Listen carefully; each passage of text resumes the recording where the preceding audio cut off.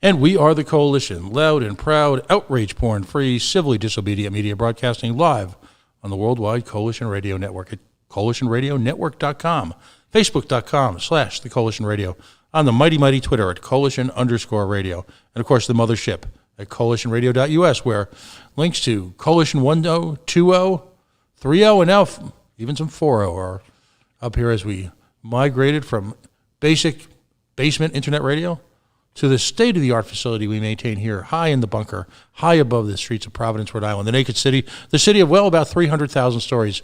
And as always, our spiritual leaders are here, our spirit animals, Spiro Agnew and Dick Cheney are sitting right with me. Tonight represents a very special evening. Over the last week or so, we've had an opportunity to host a variety of presidential candidates who are all competing in the mosh pit known as the race for the nomination to be the candidate for the Libertarian Party for the President of the United States in the year 2020, the year of our Lord. I say it's a mosh pit. It's a friendly mosh pit. It's a warm, it's a fuzzy mosh pit. But at the same time, we got about 16, 20 people, shoulders, elbowing, hair pulling, but only in the best possible way. I have a liken the race to something like a rugby match. We get in the scrum, play hard. At the end, we shake hands, have a beer or some form of alternative ameliorating mood substance, and then we carry on, lather, rinse, cycle, repeat, or however that goes. Tonight's special because there's someone I met. In fact, I think folks, I think Des Lindsay, I gave her this picture last night. She's circulating it online, of someone I met first in 2016 in Orlando, that magic city, the city of hopes and dreams, where everyone is happy, the happiest place in the world. And it's where I first got to meet the gentleman about to join me now. We had a brief conversation. We took me and Tony Jones, who's one of the spiritual leaders, if you will, of the independent media movement here in Rhode Island, in the greater Providence, Rhode Island metropolitan area, as well as one of the new spiritual leaders of the Libertarian movement. And of course, I'm talking about our guest tonight, Vermin Supreme. Vermin, welcome to the Coalition. Well, thank you very much, Pat. Thank you for having me this evening and giving me the opportunity to join your audience. There you go. Now it's been fun because we had the opportunity, and we'll repost the video. The first time we ever really got to sit and chat was appropriately enough at a meet and greet at a tavern in Boston. About it was only 4 or 5 months ago, but in terms of COVID years, COVID years being like dog years, it seems like about 20 years ago. It was a great night. There was a great turnout to meet and greet. Beers were had, and we just kind of had a casual conversation, the kind of conversation two guys talking the movement in a bar with good beer, surrounded by friends and new and old. So we got to know you a little bit, but this is an opportunity to maybe have a little bit of a different conversation than you typically had. There's been some wonderful debates that have been held by a variety of affiliates around the nation, and you, to your credit, have joined a bunch of them. And it's at this moment in the show that I always point out the personal sacrifice, the efforts that were made by, I think, really one of the best set of candidates in our lifetime. We've got some wonderful people who are running for office. As we found out, there are some differences in terms of how they interpret the libertarian philosophy.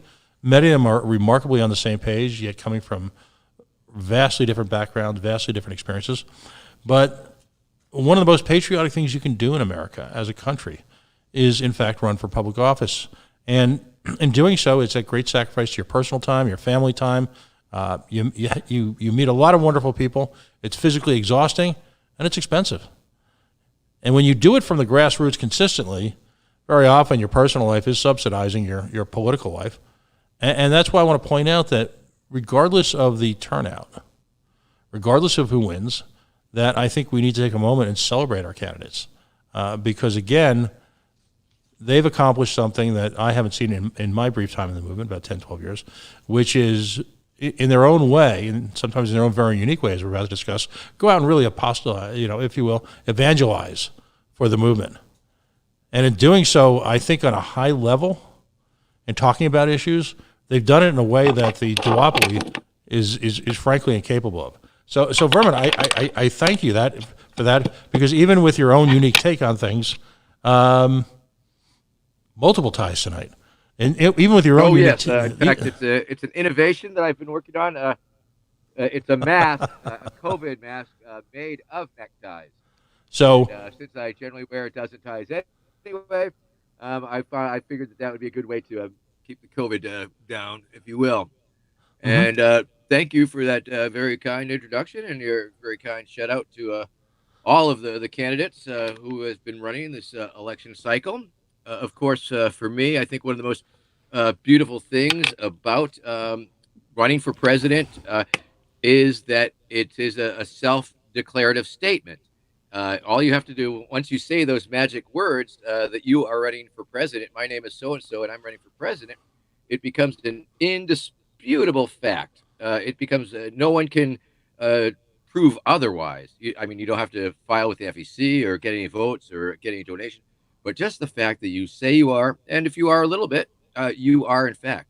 And by extension, the Libertarian Party is very welcoming. It's a very Democratic Party in that way, in that pretty much they welcome anybody who says, claims, or is running for president, because once you say you are, you're not claiming it, you are, um, as a libertarian. All you have to do is, so the first step is I'm running for president, and then I'm running for president as a libertarian. And in that way, you can participate in the debates, and the debates have been a pretty amazing learning experience for me, of course. Pretty much, for the past 30 years, my main mode of communication has been using the full-on satire and humor in order to critique the duopoly and the political system at large. And so this was the first time that I was sort of forced into this almost it's not another character, but it's serious vermin. It's another type of me relating specifically to libertarian audiences and trying to lay out the case why I am the best candidate under the circumstances. And that has been a very interesting thing. Just the debate format itself. You have any number of libertarian candidates, and a lot of times they're answering the same questions, and they're just all trying to figure out a different way to give the libertarian response to the question. And that has sort of allowed me to be free enough that I can pretty much quip with a joke or a quip, and then steer it back to the platform itself.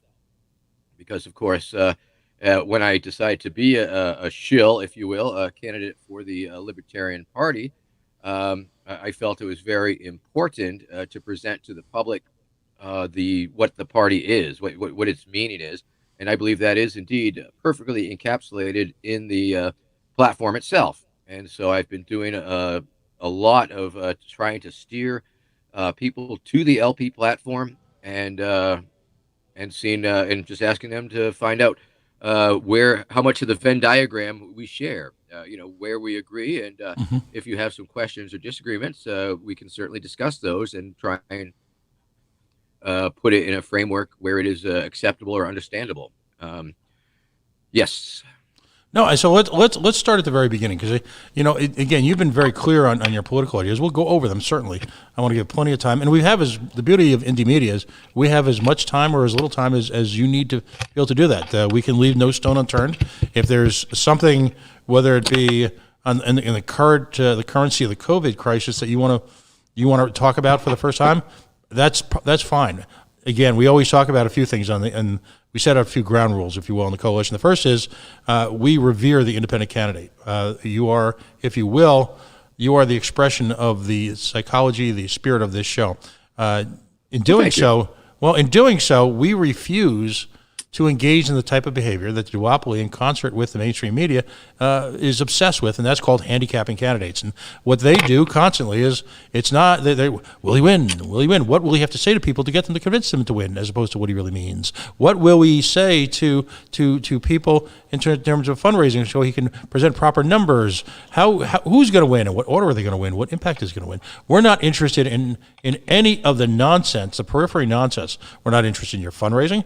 We're not interested really in anything other than, say, the issues. And just as importantly, not if you're going to win, why you should. And that should not be a revolutionary statement in American media. Yet, when I say that to people, they seem almost astonished because so little of the press coverage surrounding either pre or during COVID has been about why someone should be the leader of the, if you will, of the free world. So I want to put that out there, and that's sort of our ground rules. And we won't even touch on any of those issues tonight. But I want to find out a little bit more about you, the person, because I think people have been intrigued by that. You have been you've been attending a number of libertarian conventions, to your credit, on the national level over several years now. That's where we first met. But you're a product. You're a product of Boston, if you will. You're a New England guy. You know, you, if you will, early on in your life, you represented as a Republican, or well, almost really as an anarchist.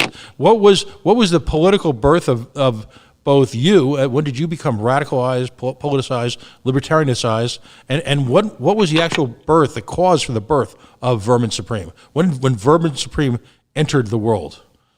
Well, they're a little bit different topics, but I can tell you because you're mentioning Massachusetts, I did attend Gloucester High School, and I'd say that was probably where I had my first sort of, I don't know if you'd call it radical, but a political act, if you will.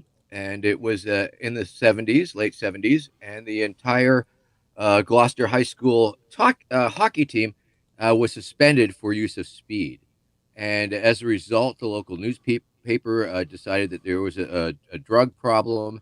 And back in those days, essentially, you'd have 100 people, at least 100 kids before school waiting outside. We were called the Canal Club, and the kid would come off the joint kid would come off the school bus with the joints and sell a quick 100 joint, bucket joint, and we'd all be smoking the 1970s marijuana before class. And it was no big deal, and didn't affect my school performance, I don't believe. But once the newspaper decided that there was this situation, that it was a drug problem, the police took notice, and so they set up a snooping station, a spy station across the canal with these binoculars, and they would see somebody with the weed, and they would radio over to the cop car, and the cop car would come whipping around the corner, and they would arrest some kids. And it was several days that this happened, and yet the kids weren't really taking precautions or heed. And one of my good friends was one of the first kids nabbed. So I decided to make a public service announcement, and I made a cartoon. It was Big Pig is Watching You. And of course, it was a police officer characterized as a pig and through binoculars and like that. And I back in those days, that was way before Kinko's or anything like that. And I had a friend, luckily, who was working in a print shop, and he was able to whip off a quick 500. And I think that was probably my first meme. I took him into the school the next morning, and they just got inhaled, sucked up, and everywhere. They were postered on everybody's locker. They plastered them all over the cop car that came up to make the afternoon arrest. And one of the kids who got arrested that day had them on their person, and of course the police waved it in their face and said, "This is going in your permanent record." Dun dun dun. Everybody pretty much knew it was me, but they couldn't prove it, and there was no real big deal. But it was a lot of fun, and it definitely gave me some notoriety even back then. And as a result of that, I was elected mayor for the day, and that was a funny story because my friend Jimmy, who had actually been kicked out of school, he was suspended because he was an alcoholic at the time. We were partying the night before, drinking beer, and it's like, "Hey, we have an idea. Why don't you put on your three-piece suit and grab your camera, and we'll tell him you're the school photographer?" And that is exactly what we did. And we met the mayor of Gloucester, Leo Alper, and we drove into Boston and met Francis X. Bellotti, and he took us out to lunch, and it was it was a lot of fun. And at the end of the day, we had the reveal, and it's like, well, Jimmy's not really the school photographer, and I'm Big Pig is watching you, and it was a good time, and I guess it was a little bit of a prank. So those were my first high school political acts. Although I don't believe I wasn't politically aware or politically conscious at that time. Then in Baltimore, I lived in Baltimore for bunch of years from about 80 to 87. And I was doing bookings and promotions at a couple of nightclubs, and that is where I became Vermin Supreme. It was in 1985. It was sort of tail end of the punk rock days, and like I say, it was the art weirdo circuit, and so a lot of people were taking on personas and alter egos, and for stage work or performance work or musical Yeah, work. but those were And wonderful. so Those were yes, wonderful days. Those were. I mean, that's when indeed. That's when John Waters came out of Baltimore. That's when groups like Talking Heads emerged. That's when Elvis Costello was the angry young Elvis Costello who essentially blew up every set and blew up Saturday Night Live. That's when it was. You know, we were first experiment. It was the first time we put pins through our ears and pins through our nose, and that's those were astonishing times. It was before HIV. It was before everything became so very, very serious. You could be a crackpot and of the highest order and make astonishing points at a Oh, time. absolutely, Oh, absolutely. I mean, there was a lot of people doing a lot of weird things. I remember one Thanksgiving. My friends actually during the 3 Mile Island meltdown, oh a yeah. number of my artist friends went. They instead of running away from 3 Mile Island, they drove from Baltimore to Harrisburg, Pennsylvania, and made a Baltimore Oblivion marching band. And they were playing these toy instruments, and they were dressed up in foil, and they were waving road flares in the air. And people did not know what to make of it because there was so much confusion surrounding it. That was their response to the total confusion that was occurring, to go up and create a little bit more. And we followed that up with an event where we took over the Thanksgiving Day and we probably had about 30 or so total art bizarros, and we had these wild floats. I was able to convince the graduate sculpture department at MICA to uh, build a life-size uh, drone missile Mhm. on the back of their truck, so it was a little bit like Red Square. We also had went to this turkey slaughterhouse and recorded the turkeys there, and we were playing them through all these synthesizers and loops, and we had like a woman who was dressed up like Turkey Christ on a cross, and we had live turkeys, and we had turkeys on sticks, and it was just like total sensory overload, and it was just pure anarchist, surrealist, Dada Operation Mindfuck stuff. And those were the type of things where I was picking up those chops of pushing the weirdness and the alternative reality levels. Mhm. And eventually, I burnt out on Baltimore and was ready to leave Baltimore, but not before one night when I was trying to find an interesting project to captivate me. I declared that I was going to run for mayor of Baltimore, and that was in 1986. And but shortly thereafter, my reason for being in Baltimore totally collapsed. I had no reason to be there anymore. And luckily, the Great Peace March for Global Nuclear Disarmament, that was a big peace march that went from LA to DC back in 86, rolled through town. And my roommate popped home one day and said, "Hey, Vermin, this guy's from the Great Peace March." And I'm like, "Really? Okay." And I went and looked at it, and it was this amazing sight in Memorial Stadium parking lot. Yep. Um, 5,000 people walking to DC with the entire infrastructure, mobile infrastructure that was required to move that amount of people down the road. It included like dozens of porta potties on on trailers. It involved that they had their own sewer pumping truck. They had their own water trucks. They had their own kitchens. They had their own prep trailers. They had their own reefer trucks for all the food. They had semi trucks hauling people's 2 milk crates of possessions they were allowed, and hauling their tents that they set up every night. And it was just, and they had school buses that actually acted as schools because there were so many kids on the march. They had like a K through 8 and a high school, and just in a town hall. They had a mobile zip code. So I was totally blown away by this and had never seen anything like it, and knew that was the direction that I was going to take. Went to a thrift store, grabbed a change of clothing, a sleeping bag, and walked to DC with this group of people.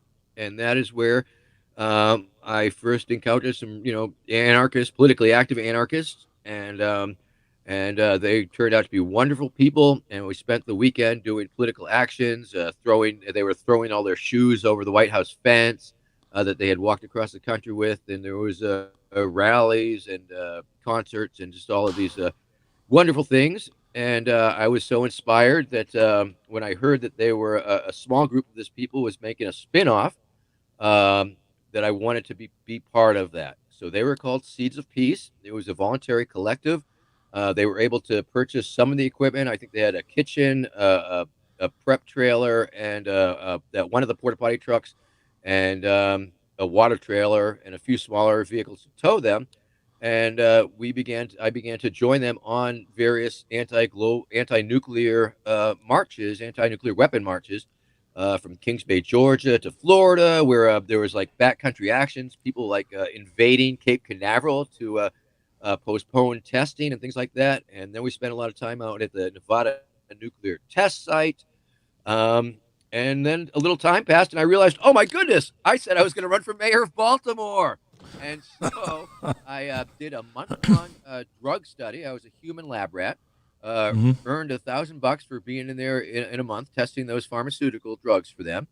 And then I took that money, got some computer typesetting because that's the way it was done back then, and hired and paid for some printing because it was before the widespread use of print of Kinkos and shit. And so I went back to Baltimore with the woman I had met in the meantime, who I've lived with for 30 years now, Becky, and some friends of ours from the peace marches, and we went to Baltimore. And once again, by running for mayor, it really entailed just me going and saying, "Hi, I'm Vermin Supreme. I'm running for mayor of Baltimore." But nonetheless, we put up these posters that said, "Vermin Supreme is your mayor. Demand a recount." And got a little bit of press and had a lot of fun on the streets, and definitely. So that was my first experience of bringing a fictitious political campaign into reality. And at that time, once again, it wasn't particularly political. Also, at this time, in addition to attending the national political events that started giving me national notoriety, I started attending the Rainbow Gatherings. Are you familiar with the Rainbow Gatherings? Yep. The Rainbow But Family of Living, Love, and Light. They gather mhm. every year. It's a temporary autonomous zone, 10 to 20,000 people in the woods, and it requires its very own, a very large infrastructure. There's up to 100 different kitchens, and they all have a lot of them have water lines from springs, and um, there's 10, 15, or 1,000 or more people, and so there's so much going on there it is all you know things that happen there. Vegetables need to be chopped, food needs to be cooked, stoves need to be built, shitters need to be dug, um, and water needs to be put down. And there's workshops and entertainment and all of these wonderful things. It's like a yearly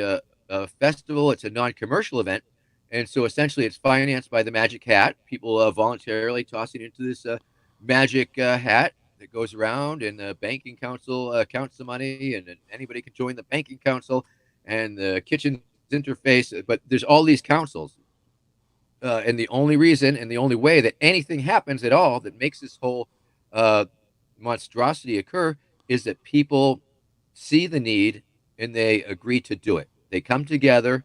It's like, oh, we need to dig another shithole. Let's go. Who wants to join me? Oh, we need to go to the lot and get all the food supplies and bring them back. Who will join me? How are we going to tap this spring? Let's sit down and think about this. Oh my goodness, there's a dispute over here. Let's figure that out. And so it's a leaderless, non-hierarchical, um, anarchistic event. It doesn't self-identify as such, but that's what it functions as. And so I started attending these events, and that is sort of where I learned to be a clown and push the limits on what I could do that might be funny, and just doing things to entertain people. And I was doing talent shows and things like that.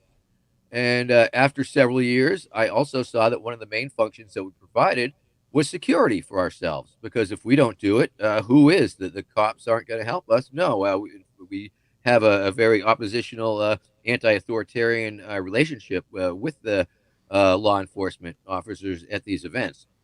And so essentially, the security team is sort of like it's glorified camp counselors, Mm-hmm. but a lot of times it involves crisis intervention. So we're always intervening in potentially dangerous situations or dealing with something that had happened and trying to counsel with us as a people to try and figure things out between somebody who was aggrieved and uh, and the person who caused that problem. And so we were all about restorative justice and trying to figure out alternative methods of dealing with problematic behavior. And one of the other things that we do as our security team would give escorts, not sexual escorts, just escorting the police at these events, because the National Forest Service will spend sometimes up to $1 million on the law enforcement organization, the incident command team that comes in to set up roadblocks, to shake people down, to ticket people for nudity, for not leashing their dogs, for any number of infractions. And sometimes they do it in a way that causes real problems. And so by walking with these, and so I would spend 8 hours a day, 8 hour shift walking with, eight Alabama State troopers, for example, from one end of camp to the other, trying to keep them out of trouble, trying to warn the hippies that the cops are coming. We shout out six up and things of that nature. And so I was able to I was able to uh, integrate my clowning activities into this crisis intervention, to this dealing with police situation.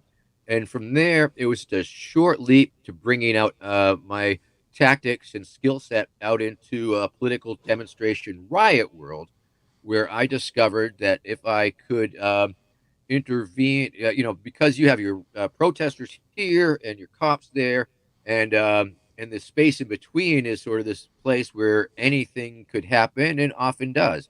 Sometimes it'll be like a cop doing something stupid, like taking a cheap shot with a pepper spray, or maybe a protester does something stupid, runs up to a cop or something, and then all hell breaks loose. And I discovered that I could take over that space by using my bullhorn, by cracking jokes on the cops, by reading from riot control manuals to lay the groundwork from what I expected of the cops, and that type of activity. And so I was doing these things, and from the Rainbow Gathering, where that's a national event with people from all around the country, and the political actions also. This is where those were my first base, my first constituent bases, if you will, where I became a well-known figure for just being me and doing the things that I do. And I also, along the way, started bringing the imaginary satirical presidential campaign up to New Hampshire because it was close by. And the New Hampshire primary is a small state, but every last darn candidate goes there. And they all Right. have campaign headquarters, they all have staff, they all have events, and they're bouncing around. Talk about like you know, the wrestling thing you were referring. No, it's much more like a demolition derby up there. It's like it's crazy, and media from around the country and around the globe comes there because it has such an outsized importance as the first primary in the Right. nation. And so I went up there and started using that as a tactic to get media by interacting with the other duopoly candidates and asking them really wacky questions, which I always found elicited a much more enlightening response than any normal question could. I mean, Mm-hmm. one time I asked John McCain about the mandatory toothbrushing, and he said, "Oh yes, he supported it. Um, in fact, his campaign staff, Lynn, hides in people's bathrooms late at night to make sure they brush their teeth." So I mean, he played right into it and gave a pretty weird response. Lamar Alexander, one time, in response to a question in '96 when he was running, he said, "Well," he pulls me aside and goes, "Yes, Vermin. In fact, I do have Elvis Presley imprisoned in the underneath the governor's mansion for committing heinous acts." He told me, unquote. And so a lot of you get a lot of much more interesting answers, I think, by asking these off the wall questions. And Well, by I doing get. that, Mm-hmm. oh, I'm sorry, go ahead. No, obviously, I've got a couple of questions for you, though, relative to everything you brought up. Number one, how Yes. important is it for, particularly when you're a candidate in the grassroots or whether you're satirical or not, is to go bring the proposition, whether outrageous or deadly politically serious? How important is it that you learn quickly to bring the question to the media as opposed to waiting for the media to come to you?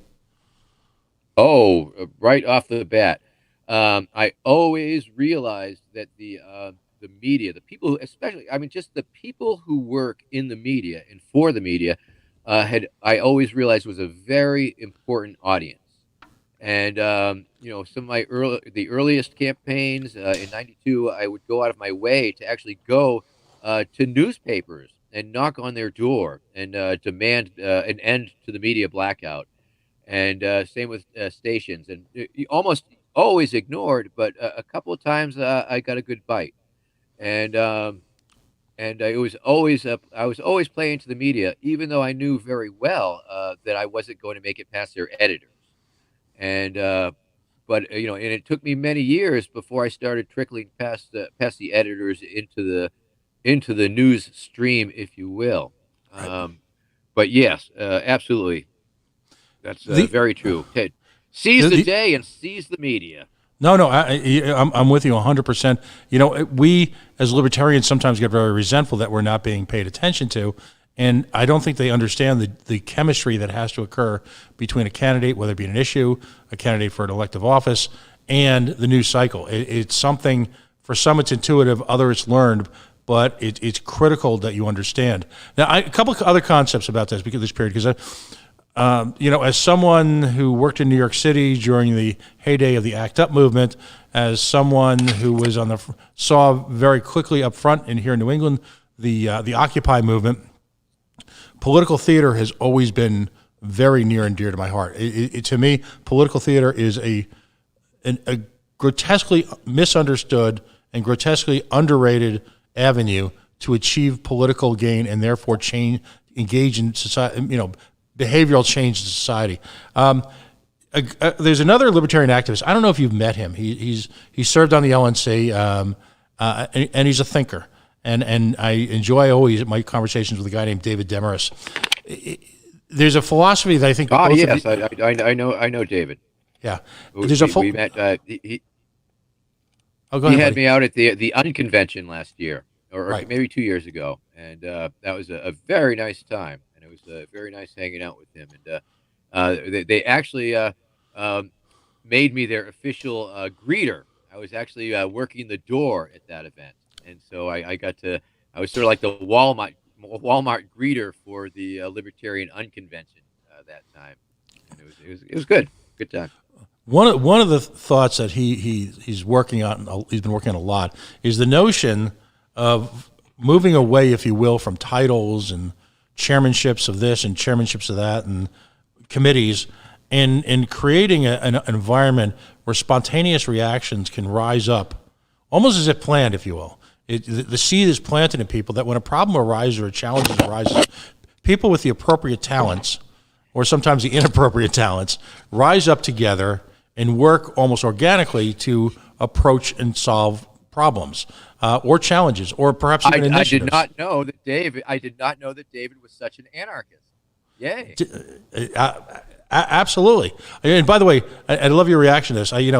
Smarter people than I have written, excuse me, the notion that we are all anarchists. Every day in our lives is an exercise in anarchy. We just don't really think of it that way. Even during the days of COVID, Absolutely. Every day is an act of anarchy. That premise in particular is very anarchist in a proposal that just the organic organization that occurs and that idea. I mean, I've pointed that out time and time again. Anarchists are not opposed to expertise or leaders per se. I mean, if somebody has a specific expertise in a specific area, yes, they are worthy of following through that particular project. But if it goes to somewhere else that they have no expertise in, well, they cannot lead because they have no reason to, and no reason for anybody to follow them at that point. So it's very consistent, and once again, that's one of the things that I very much enjoy about the Libertarian Party because it is the only party that welcomes anarchists. It's a Hmm. coalition of anarchists and minarchists working together to slowly dismantle the state or what have you.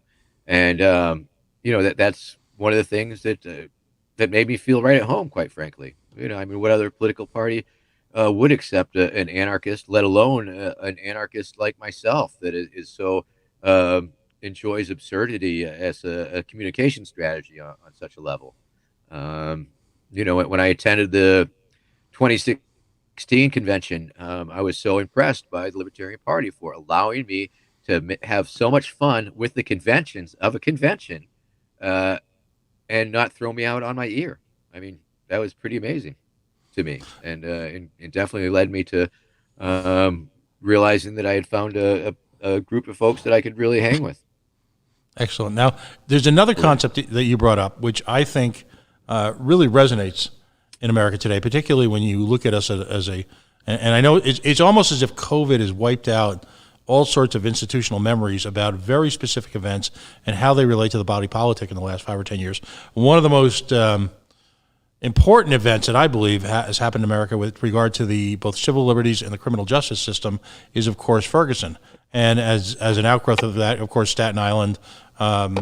Well, a half a dozen cities have blown up because of the police state and the war on drugs and actions that, because of the persistent presence of an authoritative militarized police, has generated these cathartic events. In the wake of Ferguson, restorative justice has become a very important concept. Talk about your early, because you're talking about years before it's become the subject of sociology books and chat rooms. What's your concept of restorative justice, and where does that play in a post-state world? Excuse me. Little too much vaping there.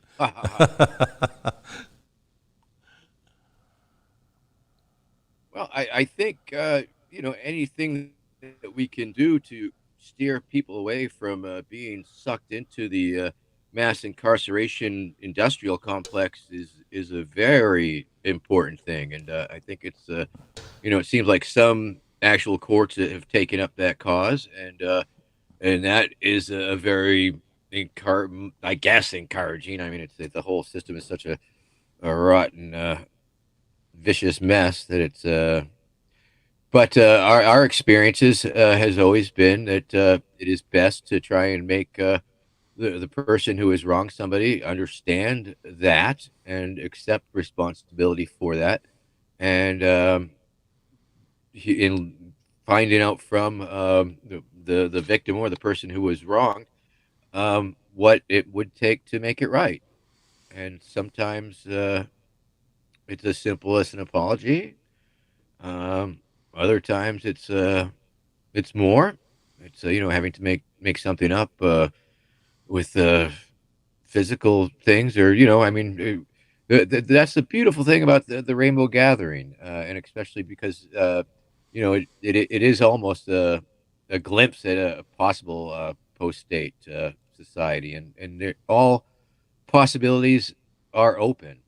Um, and and what kind of enforcement mechanisms? I mean, true, if somebody has been victimized, we do give them the opportunity. I think, but we know that we allow them to understand that one of their options is to interface with the law enforcement arm of the whatever.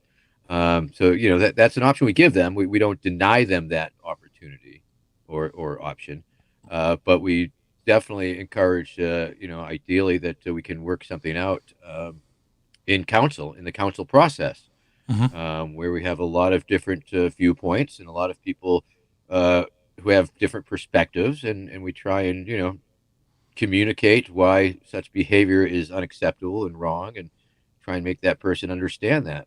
Um, and sometimes people are escorted off the land as a result. Sometimes they are given a 24/7 shadow, somebody who's with them, just to make sure that they don't do that again or whatever. Um, there have been things like a shame parade. a couple of years back at this one kitchen. This gentleman who had a history of behavior that was a little beyond acceptable. Um, did one more thing, and that was that. And there was 3 days of councils, 3 days of councils with 50, 70 or more people trying to synthesize how to respond to this situation that we found ourselves in, whereby this individual did not want to take part in the council process. And so, a lot of the olders, people who had been through a lot of things, gave our 2 cents and told them how we had dealt with similar situations. And then we sort of let the kids have it. It's like, tell you what, you all figure it out. You find a non-violent resolution to this situation. And they did. And that turned out to be a parade of shame.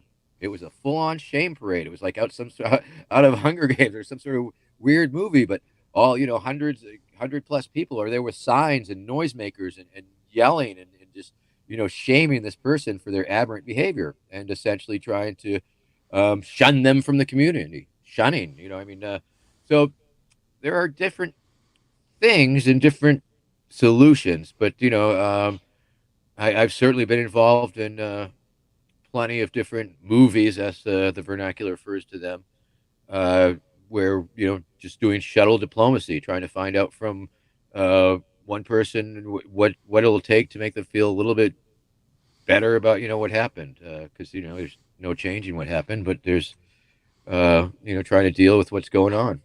We pay special attention to the person who was on the receiving end, and then we'll get to the asshole who fucking did it. Well, and the beauty of that is in a stateless society, the term pipeline to prison is used a lot currently in the current political vernacular, if you will, and it's I think it's an apt one because there is a steady progress made because of societal issues, if you will, that are enforced by Leo, the popo. Yeah. And as a result, you take folks who are regular folks who probably have a couple issues, and it might be financial, it might be educational, it might be health, and for some reason government finds them in the position of being a rule breaker, and we can't have rules broken, and then all of a sudden you're in this where the guy steals a loaf of bread literally and ends up in jail. All that's missing is that dude Right. Valjean. And then dead from COVID. Right. And it's literally happening just about 2 or 3 miles from where I'm sitting right now. There's a group of well-meaning citizens who are engaged in active political theater against a for-profit for-profit prison that was dropped, like, as I call it, an economic bomb in the middle of a tiny little city called Central Falls, Rhode Island. It's like so many cases, I call it governmental economic racism because this community was encouraged to accept this for all these fallacious claims about how much money it would be to the community and what it would provide employment and all the usual crap. And as a result, you've got the first outbreak. The situations inside the prison are terrible.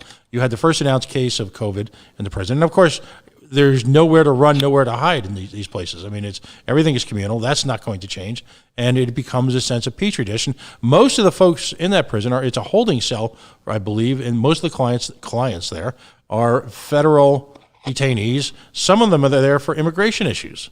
So we've taken arbitrarily built borders enforced by a state mechanism, which is now turned into criminality, which is now turned into effectively a life sentence or maybe even a death sentence. And yes, I think you and I have a problem with that, and that needs to stop. And it's an outrage. It's definitely my top personal issues, the things that stick in my craw the most, are the mass incarceration, the police state, the surveillance, the ridiculous laws, the enforcement, the militarization of police, and the criminalization of behavior that it has no victims to complain about it. It's so interweaved at this point. It's like the one leads into the other. It can't exist with it. It's such a horrible Gordian's knot of fucking terribleness. Right, and so I alluding to Les Mis. We've got this we look at this movie, Les Miserables, or whatever the play is. Haven't seen it, haven't been. Caught about 5 minutes of it. Watch the guy who has the talons come out of his hands try and sing. That was it for me, babe. But ultimately, Wait a minute, is that Wolverine? Yeah, with Wolverine. Yeah, Wolverine is in freaking Les Mis. There's okay. I can't accept that. There's a cultural divide there. I'm sorry, I can't overcome. Wolverine should not be doing show tunes. Sorry. just shouldn't. But I digress. So we call it here the pipeline to prison because effectively it becomes a direct shuttle, if you will. Someone incurs the wrath of Khan, if you will, for a civil infraction, and their inability to pay the fines or associated with the civil infraction ends up leading them to being, if you will, shunned from society because they can't get a driver's license, or all of a sudden they can't re-register their car, and then all of a sudden they're guilty of some sort of criminal complaint, and it in the old Saturday Night Live skit, it all leads to beer, except it doesn't. It dramatically alters their lives. People are ripped from their families and placed into these hellholes. And now the added element is we ended the death penalty in most places in this country, except now we've got the reinstitution through the, if you will, criminalization of COVID. Yikes. Yeah. Folks, of course, if I was president, I would make COVID against the law. And if you were in possession of COVID, you would be in violation of that. Absolutely. Folks, if you're just joining us, we are the Coalition, loud and proud, outrage, porn-free, civilly disobedient media. We're here in the bunker. Again, we've got a unique, talk about confluence. We've got Vermin Supreme, who's joining, if you will. You can't see them behind me, are the spirits, if you will, Spiro Agnew. Spiro Agnew, a proud Marylander, a proud Baltimorean, is one of our heroes, as well as Dick Cheney. We find them to be our two favorite vice presidents of all time. By the way, folks, if you've got a vice president that you love and admire and look to as your savior, we want to know. But Vermin's joined us, and maybe the conversation is a little offbeat, but what I try to have is I'm trying to understand people, where they come from, what their thoughts are, how they got to that point. Now, the type of organizations, you can't call them organizations, the type of events you're talking about, the rainbow and just all these different movements, ultimately, I believe, met their culmination, if you will, in Occupy. Were you involved in Occupy at all at any level? What did you think of the Occupy movement? I was so close. I had heard rumblings about it, and I was like, should I go? And I reached out to some people I knew, and I did not hear back. I couldn't get a confirmation that it was a thing. So I wasn't right away. I did get an opportunity to go to Zuccotti Park a couple times, and it was pretty interesting. The first time I walked up on it, I ended up intervening on some guy who was pulling a knife on somebody else. So that was exciting and right up my alley, I suppose. And it was indeed an inspirational thing, and I took more part in Occupy Boston. I was able to make that more regularly because that was certainly closer. So I was trying to make it down there weekly, and knew many of the people involved, and it was very inspirational. I was inspired. I think I always get inspired every time one of these new movements swells up and moves up and brings in so many young people. I guess it just reminds me of when I was their age. Really, as an old person, you look back. Well, when I was that age, and that's where I met all these wonderful people that I still work with, still am in touch with. 30 years later, and I'm just knowing that they will be working on issues together with each other for the next 30 years, and they will be able to mentor and inspire the next generation. And to see that is it just does my heart so much good. We did occupy the primary in New Hampshire in 2012. That was probably one of the last Occupy style moves. And I definitely threw down with Occupy pretty hard in Tampa, Florida at the RNC, where the police were convinced that I was the leader of Occupy, just because I had the boot on my head, apparently. We did have Occupy the primary up in New Hampshire, and that was a wonderful event because it did draw out a bunch of the Occupy leaning identify people, and of course, New Hampshire has the Free State Project, Right. the big libertarian project that has encouraged so many people to move there to try and play with their politics. And so at any given event, we were at Santorum, we were at Newt Gingrich, we were just at all these duopoly candidates. You could have over here, you'd have the occupiers, and then over there, you'd have the free staters, and they're protesting the same candidates, maybe for different reasons. At any moment, they could both unify and become a Vermin Supreme rally. And that was pretty beautiful. And of course, the thing about New Hampshire is that it's such a small state. Most of the people who are activists on the left and right are very familiar with each other, and they know each other, and they've been working together for years. And so there's no real acrimony or venom between them, unlike at the in a larger world context where people who disagree are really at serious odds. I'm afraid. Let's go So to. yes, and in fact, if you watch the movie Who is Vermin Supreme? I don't know Mhm. if you've seen that. It's a feature-length documentary made by filmmaker Steve Underick, Mhm. and it covers the NATO summit protests. And in 2012, that's where I met him, where I was doing a lot of police wrangling and cop whispering and shit like that. And it's a very good document of my career, if you can identify that as such. But it also puts what I did in the context of the Occupy movement. And I Right. think at first when I saw the movie, I thought he was giving me a little too much credit, because I didn't feel my involvement was so strong with the Occupy. But ultimately, I believe I was a very a bigger figure than I deserve to be, perhaps, which I guess it's just my life, I guess, when you get right down to it. Talk to me about straight pride in Boston. Well, the Straight Pride Parade in Boston was sponsored by the Super Happy Fun America, and of course they are an offshoot or an extension of Resist Marxism, which is a cover for an organization that has a lot of ties to the alt right, far right, Proud Boys, a lot of very unsavory, sketchy, violent um, people, douchebags, I guess I want to say. And they had had the two events in Boston, the one right after Charlottesville, and that one got shut down before it should. Um, but it was, they're they are people that I really don't like very much at all. And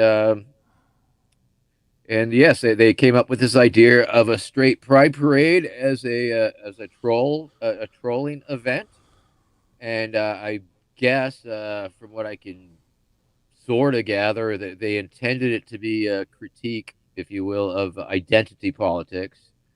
But obviously, the it was generally perceived as fully punching down at the LGBTQ and on and on, or yes, and Right. communities, and so there was obviously a lot of people were against that, and I went down to protest that event. I ended up actually attempting to rebrand it as douchebag pride, and through my bullhorn, I was repeatedly uh, welcoming people to the douchebag pride parade. I'm a douchebag, you're a douchebag, yay! Douchebag pride, yay! And it was a little odd, also. And of course they had Milo Yiannopoulos Yeah. as their grand marshal, and I started taunting him. I was pretending him that I was a bill collector, and he was like, "Hey, Milo, I'm with your bill collection agency. You owe us a lot of money. We really want to talk to you,"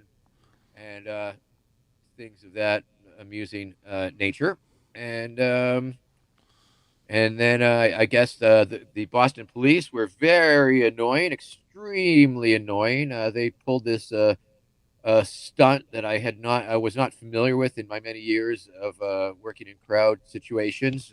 They pulled up with about 30, 40 police motorcycles side by side, and they all cranked up this ear splitting their sirens, and it Mm. was a sonic. They were using it as a sonic weapon against the people who were trying to protest the Straight Pride event, and that was extremely annoying. I mean, they were so loud. I had my bullhorn on full blast, and I was like inches away from the cops in their ear, telling to shut, turn that shit off.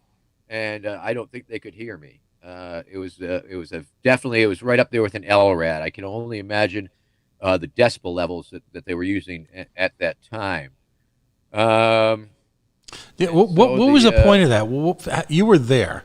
A number of us in the libertarian movement contemplated going to protest, but we realized that, and I don't know, this could be just being weak, but what your fear is, you're going to conflate the libertarian movement with that people are going to, particularly in the lazy media, are going to then make a connection as if we're supporting, because they simply won't decide just to do that. I was not there, despite living probably 30 or 40 miles away. Why did there were a number of libertarians there for sure. People that I knew who were protesting the event. Yes.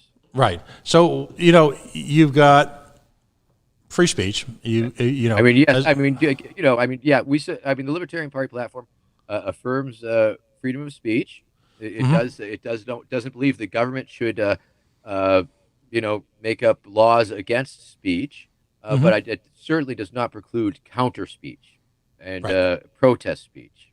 And it's always been a speech versus counter speech issue for me, I guess. And so, yeah, I Well, mean, yes, they have that right to do that kind of troll to cost the city that all that money for security, and just because we find it tasteless and terrible. And of course, one of the awkward things for me, quite frankly, is my fan base, because it spans the political spectrum.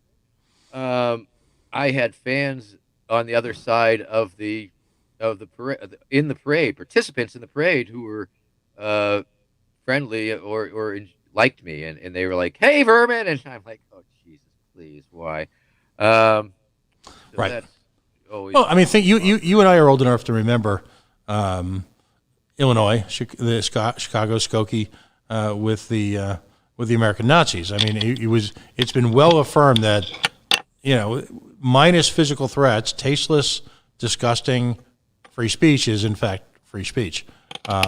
You are allowed to, in fact, as libertarians, we often encourage people to engage in free speech just so we know who they are, as opposed to physically or through the use of legal channels prohibiting contact between people or prohibiting people from expressing themselves. I find it's just better to know exactly what I'm dealing with. So allow someone to talk and allow Sure, someone to express that. But I as but someone then who wasn't there. I'm just, why was there such an effort by the police to shut down counter protesters? Or that's my perception. I could be wrong there, but let me know. there it well, I will say that the police definitely went after the protesters more so than the people they were protecting. They were protecting the other side, the super happy fun nasties, and I don't know. That's just the way they generally. I don't know why they were so ornery, quite frankly. I mean, they came through, um, and then they just started trying to clear out the street. And of course, a very basic crowd control tenet, which I always try and encourage them to follow, is let the crowd disperse on its own accord. There's no better way and sensible way to allow a crowd to disperse than to let it disperse or let it be a march or whatever. They were. It was taking over a road, but ultimately, my perspective, and they were allowed to be there. And I guess the permit expired or whatever. The agreement was this cops thought they had. Um, Ultimately, number one, it's a public space. It's a public street. I believe it's included in public assembly. And number two, and it's a point that I've always brought to the police in these situations, just treat it like any other situation that causes a temporary blockage of a street. It could be a car accident. It could be a construction project. It could be any number of things. And all it takes is a little bit of a detour. And so I have a real problem with it when people just freak out and trot out those chestnuts. Well, what about an ambulance or whatever? And like that, it's like, yes, there's such a thing as rerouting traffic around a street that is being temporarily used for either free expression or a construction project or a car accident. Any of those things. It's okay. It's a block party, for example. You detour around it. I just don't get that part. There's so much. People get so freaking crazy about that one. Well, it was interesting here in Rhode Island a few years back. There's an organization called DARE, Direct Action for Rights and Equality, and I think of them at least spiritually, if you will, as a precursor to the Black Lives Movement. And they had a protest, and part of it spilled out onto a highway, and people had that same reaction. Listen. I kind of get their point, but I wish people were as reactive to other infringements on their civil liberties as they were on people creating a traffic jam by blocking a freaking highway. It baffles me. But what was fascinating about it was I pointed out to a couple. Of course, there was all the outrage porn in the world was going on at that point, and outrage porn is our number one issue here at the Coalition. We oppose outrage porn at every level. So there were all sorts of people ginning people up about how this movement had blocked the highway, until I found through the miracle of the internet in IP addresses a reference to a banking bill and a banking collapse that had taken place in Rhode Island a mere 10 or 15 years before that, and white folks from the burbs were arrested for blocking a highway. Oof. Talk about awkward moments. Yeah. Good for goose, good for gander. And of course, mm-hmm. in Boston at the Straight Pride thing, there was pepper spray flying, and once a whole bunch of people got pepper sprayed, and once they started reviewing the tapes, it was just one cop that was doing all the spraying. So I guess he was the designated pepper spray guy or some bullshit. But he won the short move, and he won the short straw. They did attack the protesters before the parade and during the parade and after the parade, and it was absolutely ridiculous. And of course, I even heard that one libertarian candidate spoke at the event. That's another conversation. Yeah, totally.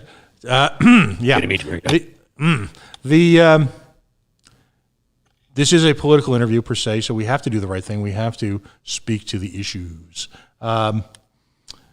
What of the issues, you guys completed, or actually didn't complete, unfortunately, because of what's happened with COVID, a pretty rigorous debate schedule. Absolutely. And again, these were in-person, multi-hour events, partially because that's what libertarians obsess over, are issues, and partially because so many people were running, and to the eternal credit of so many state affiliates that opened up their doors to literally in some cases, just about every libertarian candidate who was willing to incur the expense and the time to come there. And I give them the ultimate credit. Out of all the issues that you've seen discussed on the serious side of issues, what single issue, if there is one, resonates with you personally as a candidate the most? What did you take away from this? Well, I think it goes back to my earlier comments that it's definitely the mass incarceration and police state situation in our country. And it's just extremely problematic for me as a person who wants to be free and exist free from such fuckery, to know that so many people are in prison for profit and for non-profit or for whatever, and the racial disproportionality of it is insane. And just the fact that we can do that as a society, and a society turn a blind eye towards it, and you just don't hear such an outcry. And even though so many people are directly affected by it, because there's so many people in prison, and it's just frightens me to no end. Yeah, the Rhode Island chapter of the American Civil Liberties Union, which we're blessed here in the smallest state in America to have one of the most aggressive ACLUs in the country, released a statement that something effective, and I'm going to be posting this on the coalition website tonight, something effective, it's like a 3-to-1 ratio of African Americans who are arrested or not arrested because we've gone to a decrim thing here, but are the subject of ticketing, if you will, by Leo for this. And again, we all know that really the only thing difference, and I know I'm trivializing something serious here, but bear with me. The only difference between the rich kids and the poor kids is the rich kids do better drugs and crash more expensive cars. So despite, and this is why I believe incrementalism is the devil, despite all the efforts made to decriminalize behavior, which still means you're part of the government pipeline of prison, ultimately, at some level, if you fall afoul of all the things that they've decriminalized, despite all that shit and all that nonsense, we are still engaging in the same type of stupidity as we did pre-Ferguson, pre-Staten Island. For folks not familiar with Staten Island, understand a guy got essentially murdered for selling Lucy's, which are individual cigarettes, on a street corner in New York City in the year 2000. What was it, 18, 19? Breathtaking. So Edward Garner. Yes. That type of crap still exists. It's why, and I'm going to ask you for your reaction to this.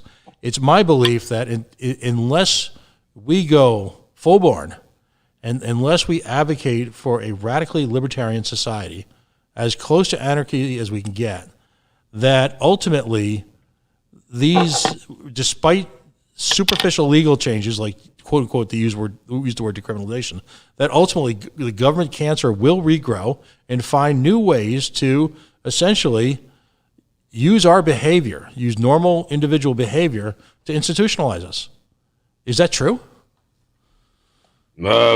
Sadly, of course it is. It seems like that is just a natural trajectory of government and its desire to control the citizenry. And obviously I think that's accelerating by leaps and bounds in the willingness of people to defer to an autocratic executive, for example. I mean, for an executive that makes claims of being the final authority on all things. And these are super crazy times. And I think it's always, for me, it's always been, oh my goodness, is it going to be environmental collapse that gets us first? Or is it going to be this government clampdown, or the government clampdown getting ready for the environmental collapse?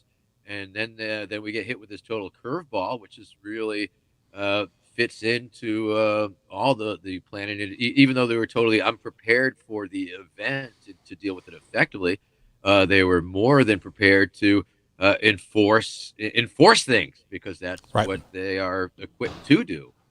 They weren't equipped to deal with a public health emergency, but they were certainly prepared to jack you up and harass you if you're out in public or whatever.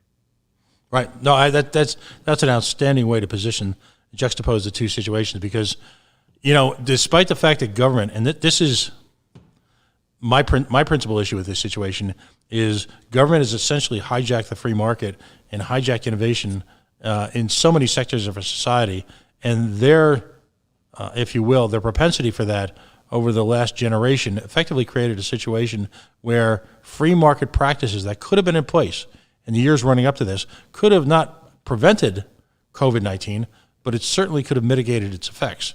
And of course, I'm talking about things like absolutely, free market solutions for healthcare. Here in the state of Rhode Island, folks, where I am, they viciously attacked the establishment of these personally owned, God forbid, owned in the private market, in the dreaded private sector, all these urgent care centers. Right over the border of Massachusetts is an urgent care center that has COVID testing ability. Imagine if a dozen or 20 of those had already existed in the state of Rhode Island. Imagine what could have been done so much earlier. And particularly in these facilities tend to pop up in what's called hospital deserts, where there are a few hospitals existing to support the community, because they can't make enough money, all right, because the free market isn't in place to drive prices down. So you have this cumulative effect. In the state of Rhode Island, the principal barrier to quote-unquote renormalizing, if you will, I don't even know if that's a word, is in fact that there are still active hotspots occurring in economically challenged, economically marginalized communities who were unable to react as quickly as possible because, A, the government failed in their hostile takeover of American medical system, and they didn't allow anyone else in either. So, boy, we sure showed them we're not going to deliver healthcare efficiently as a government, but we're sure not going to let anybody else do it. Whew. Brutal crap.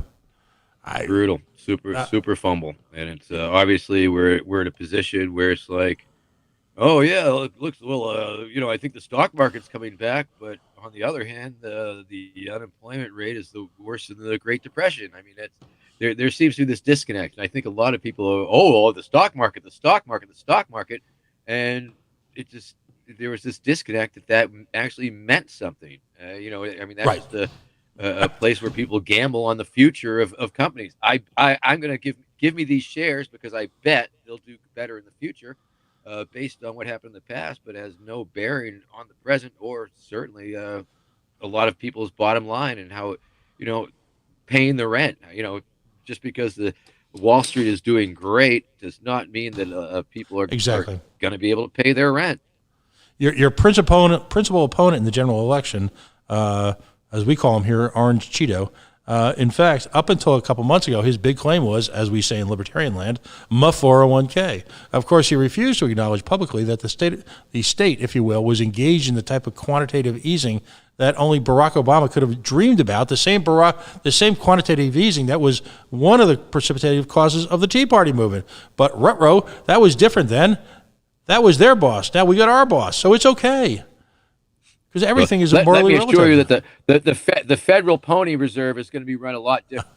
When we get the Federal Pony Reserve, we'll be making very sound pony-based decisions for the economy.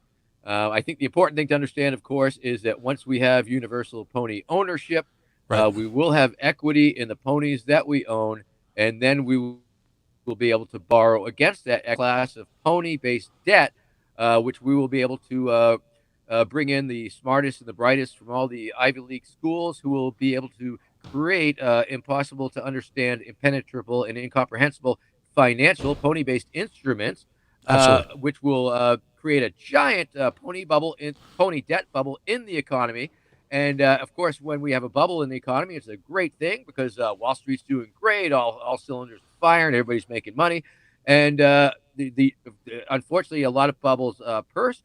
But this one is going to be reinforced and steel belted and last forever. Thank you. I'm Vermin Supreme. My only question is, if I'm a libertarian, does that mean I only get a miniature pony as opposed to the full-size ponies? If you're lucky, because in pony world, the smaller the pony is, it's actually considerably worth more.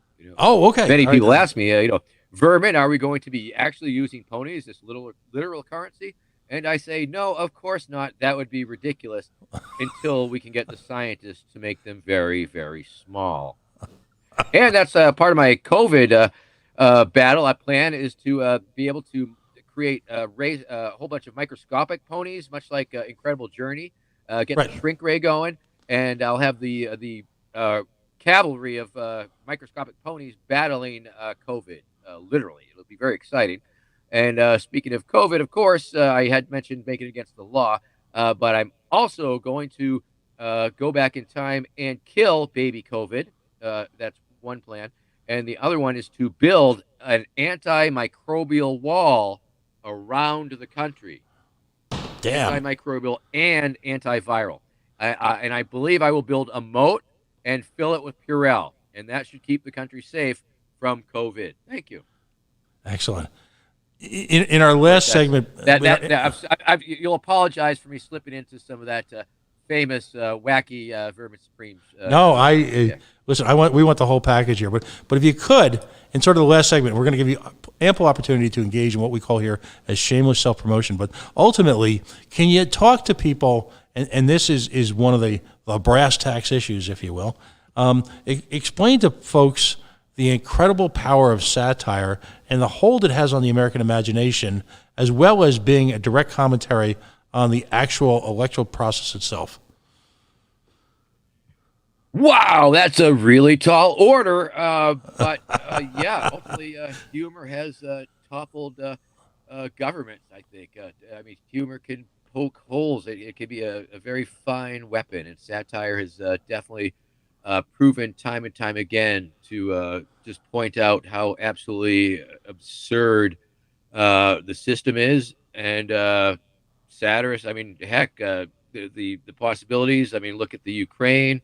We have a former television comedian who's now the president. Um, so I have found at least that in my own experience that this humor and the satire has gotten to points and said things that if I had said in a different way, simply would have been ignored or not heard or countered somehow.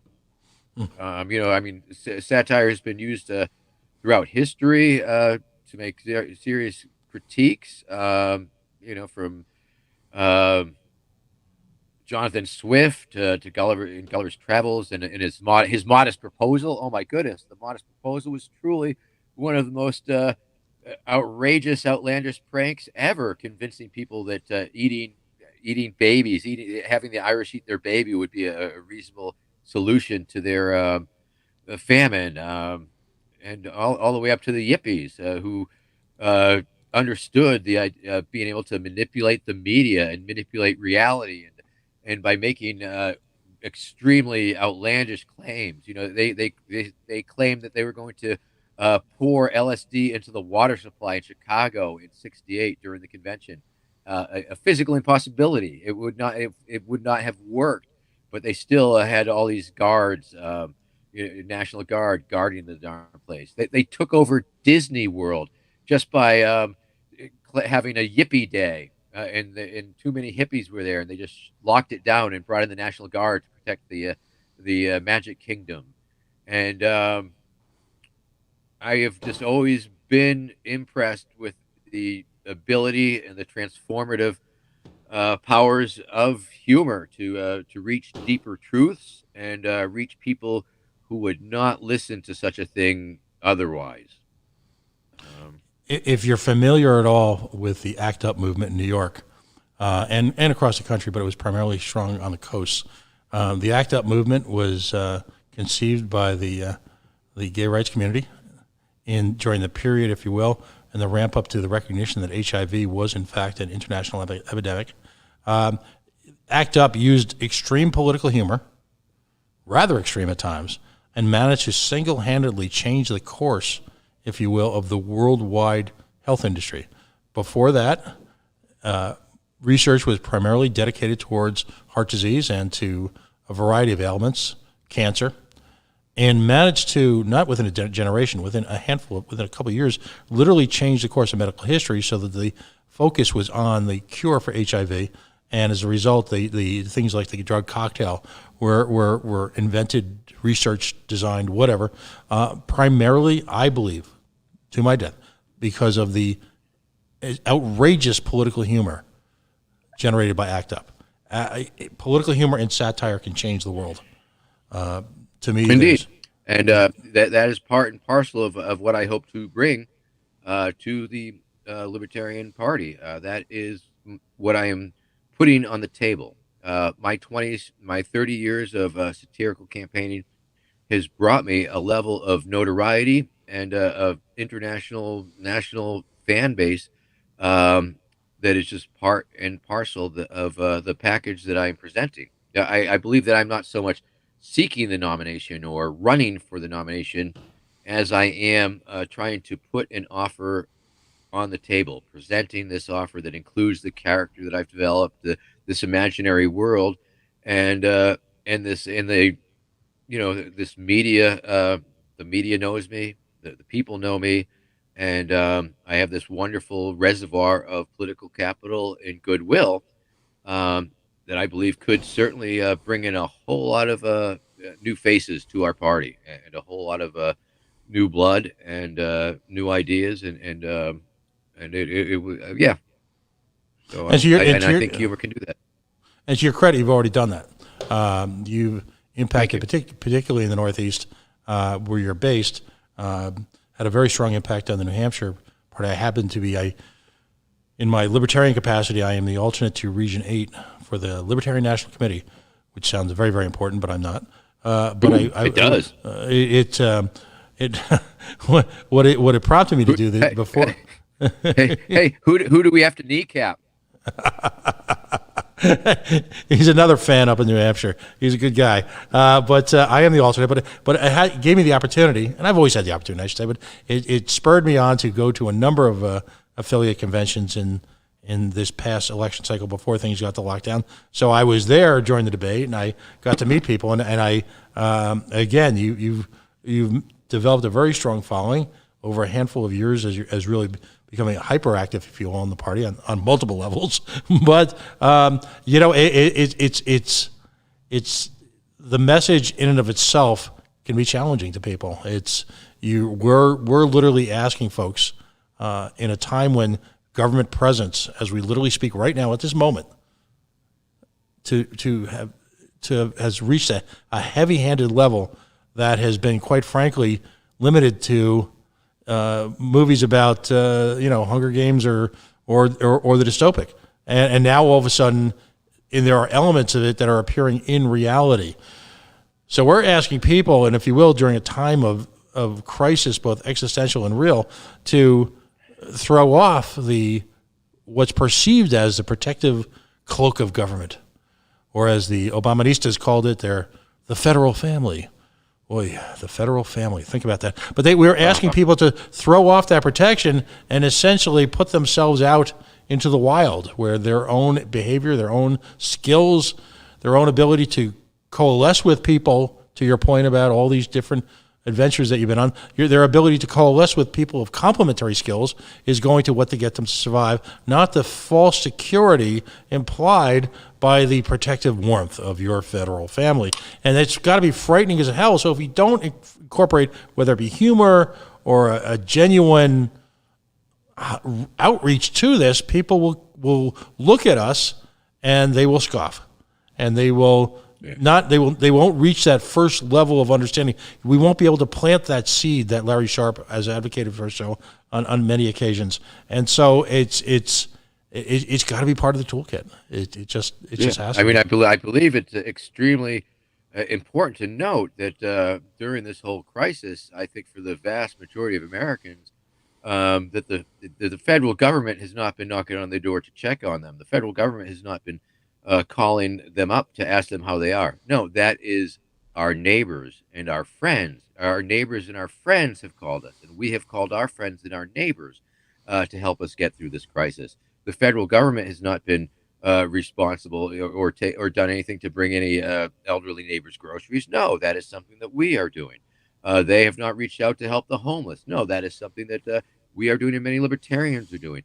They have not set up alternative feeding school lunch programs, much like the Ohio Libertarian Party has done, to service the kids who might not get another meal out of the day because they ain't getting their school lunch. So it has been this wave, this whole layer of mutual aid and volunteerism and charitable acts and helping one another and compassion and our love for each other and humanity that is guiding us through this event. Every day that I do this evening live stream, sometimes with an actual stream, and sometimes it's the ocean. I'm just trying to bring about, an hour's worth of nature for people who are locked up in their apartments or what have you. And I fully encourage them, to check in on the people that we need to check in on, the friends who may be prone to anxiety or depression, and trying to encourage people to start the gift economy right now. Start giving things to people. Look around your house. What do you got? What would make a nice present for somebody you like or know, who could use it, that you might not need any, uh just to get people thinking alternatives, trying to um just make people aware that that's the only thing that's going to get us through this mess, is is being responsible for ourselves and for others. Um, it is a very interesting time in our place, and it is indeed. It's a transformative moment. I mean, things have changed here so fast and furious, and people work from home now, and people go to school from home now, and go to college from home now. Things that previously just were for whatever reason weren't even that way. And now there's moves to um, just do all sorts of different things. The regulations that seem so important. The government's been willing to say, well, maybe they weren't so important anyway. Maybe we should let those go for now. While and things of this nature. I think there's a lot of people are really questioning why things were the way they were and are the way they are, and what they will be like in the future. And of course, this is the time that we must seize, because it is a transformative time. Can we afford to go back to the way things were? And how can we use the present situation to move forward in a different fashion? So these are, real questions, and this is the time to start thinking, because we do have so much time. A lot of us have time available to do this. And ultimately, what will win the day for all of us, we get back to the original conversation, everyday acts of anarchy. That ultimately Indeed will deliver us. Folks, where can folks find out more? And I want you to engage in shameless self-promotion here. Where can folks reach out? Reach out to the movement. Okay. Well, I would say if you haven't seen the documentary "Who is Vermin Supreme," that's available on Vimeo. That's the best place to watch it. All the other places I think are pirate. But Vimeo, "Who is Vermin Supreme," and that will let you know sort of pretty much who I am. It makes me look a little bit like a folk hero or whatever, but that is what it is. Now, if you do the Facebook, if you're a boomer on Facebook, you can go to the Vermin Supreme for President page, and that's got the blue check. That is the official page, and we got things going on there. On Twitter, at Vermin Supreme. On TikTok, at The Real Vermin Supreme. On Instagram, I think it's Vermin Supreme for President again. Where else are we? I think we got an official YouTube channel. I think it's just called Vermin Supreme. I'm not really sure about that though. There's a I got a pretty big social media presence, and it's certainly bigger than I can even keep up with. So it's good to have some members on my team. Excellent. Well, listen, I want to thank you for joining us tonight. It's been wonderful. I really enjoyed the conversation. VerminSupreme2020.com. VerminSupreme2020.com. Don't forget that one. VerminSupreme2020.com.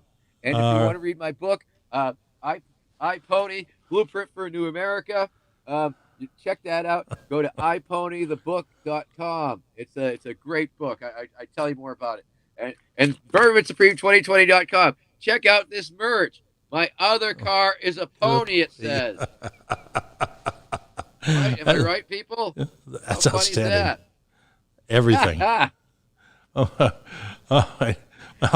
again. Well, thank you so much. I'm sorry, I didn't mean. I just remembered the 2020. No, it's all good. This is a stream of consciousness kind of show. That's why I think you and I have a good chemistry on this. We start with something, and God only knows where we'll end up. It's kind of like a Libertarian Party executive committee meeting. But I one of the things we're going to try and do in the next week or two, because folks are at home and they have plenty of time on their hands, and I'd like to point out that I believe we might be the first truly libertarian talk radio station here. It's all done digitally, but we do have a talk radio component. So one of the things we're working on, we're just we've been open for all of about 2 or 3 weeks. Excellent. But we'd love to have a couple of the candidates come on and literally just take phone calls from people. And if you're open for that, I'll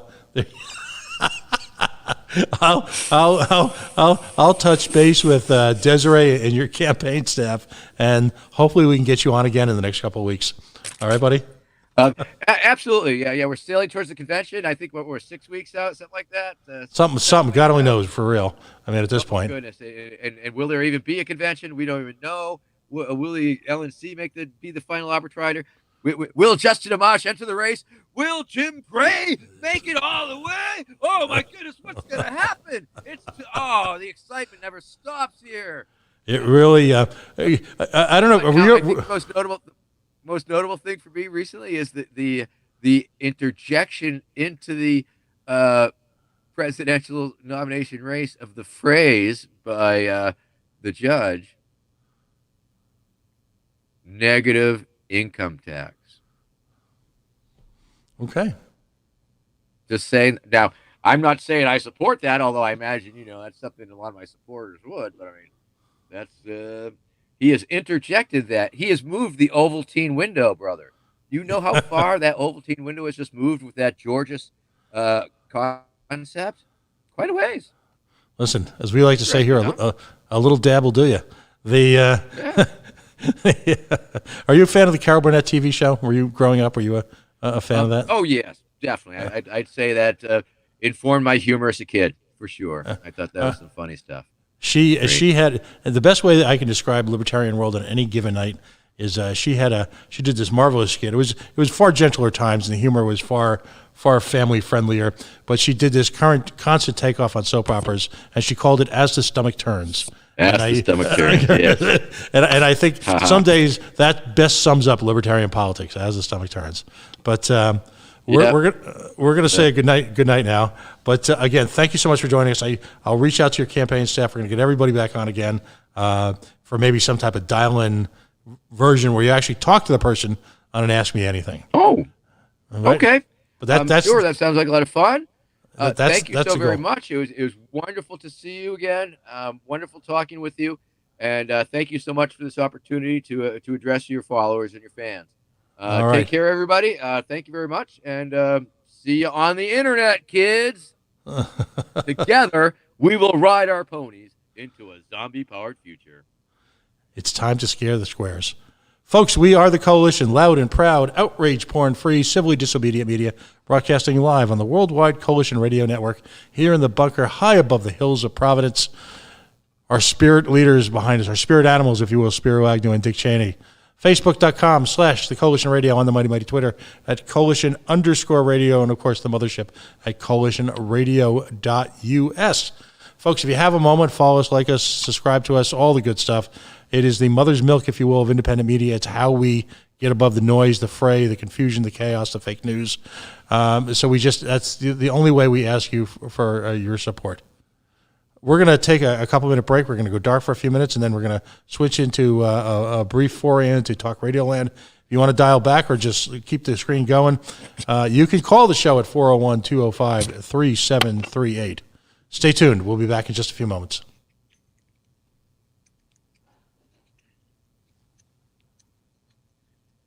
Thank you, Pat. Again. All right. Stay safe, as they say.